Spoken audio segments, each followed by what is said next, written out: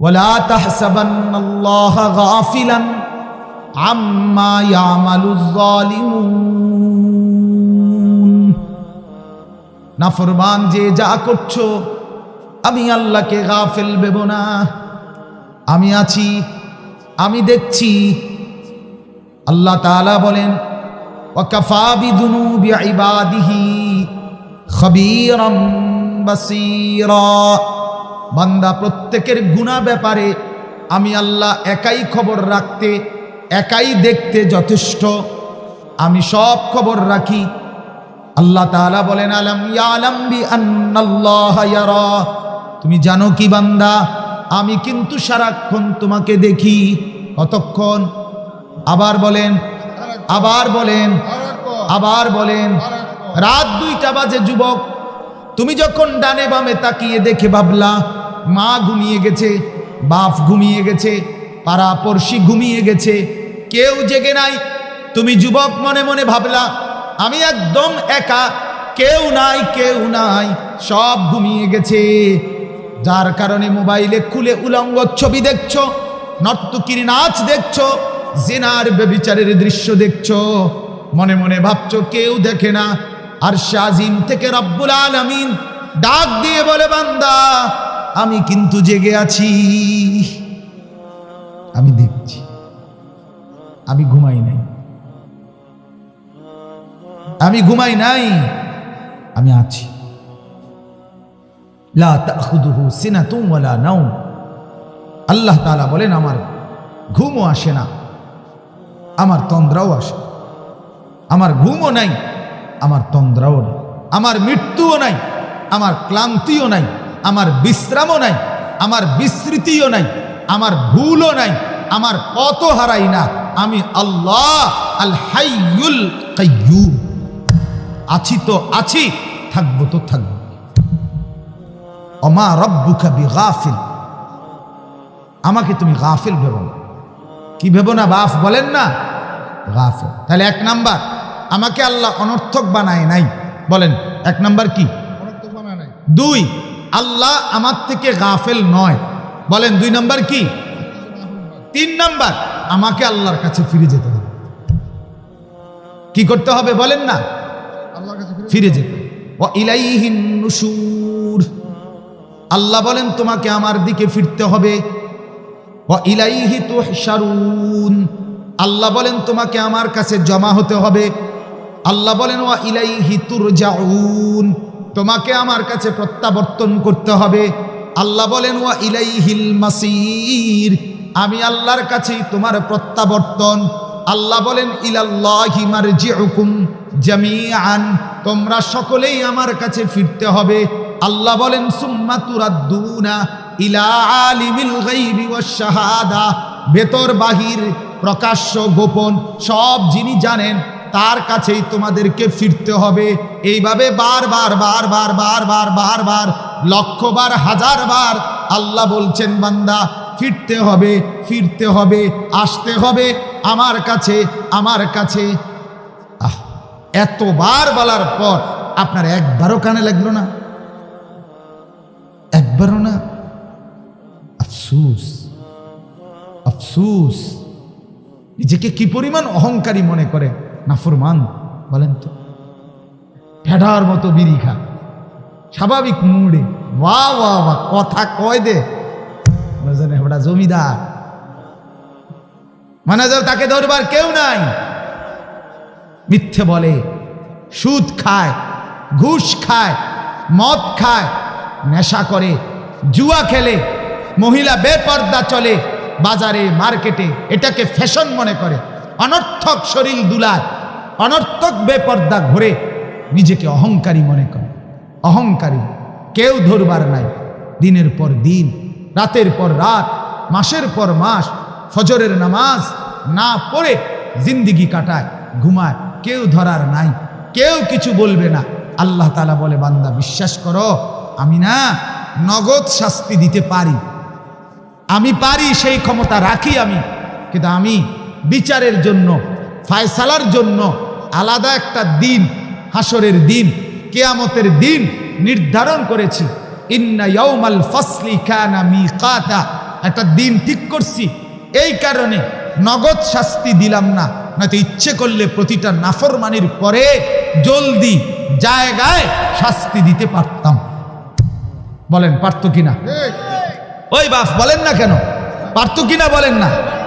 ফজরের নামাজ না পড়ে আপনারা যারা ঘুমান, আপনাদেরকে আল্লাহ তাআলা যদি ফেরেশতা পাঠাইয়া বলতো এই যেতে যে ফজরের নামাজ পড়ে না, তার একটা ফাসাদ দিয়ে একটা লাথি মার, একটা লাথি মার, জানোয়াররে একটা লাথি দে, একটা লাথির লগে দেখা যাইব আর স্পিড বোর্ডে ওড়ন লাগতো না, টলারও ওড়ন লাগতো না, নরসিংদী গিয়ে পড়বে এমনি লাথির লগে, আর বোর্ডে ওড়ন লাগতো না। পারে না আল্লাহ তাআলা?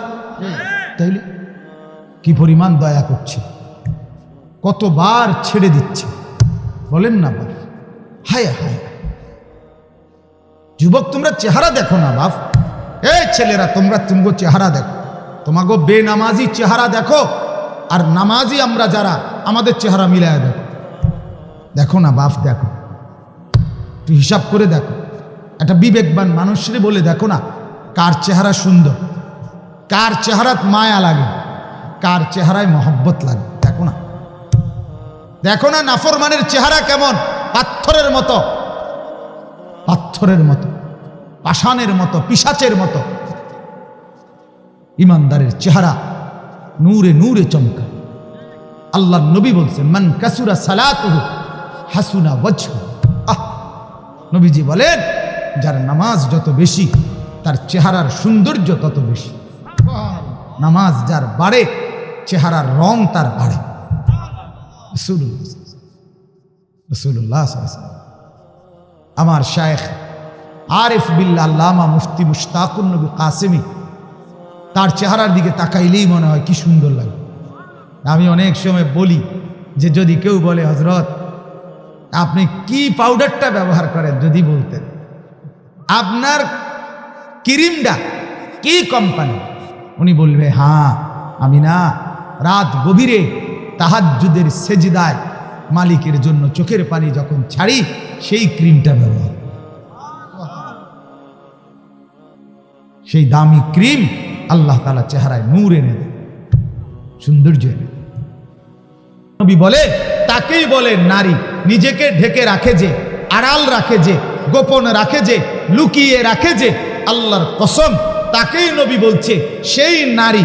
এজন্য বেপর্দা যে সমস্ত মহিলারা বেহায়া, এরা মূলত নারী না, এরা বেড়ি না, এরা মহিলা না, এরা হয় প্লাস্টিক নয়তো রাবার, আর নয়তো পলিথিন, আর নয়তো কিছু একটা কিতা।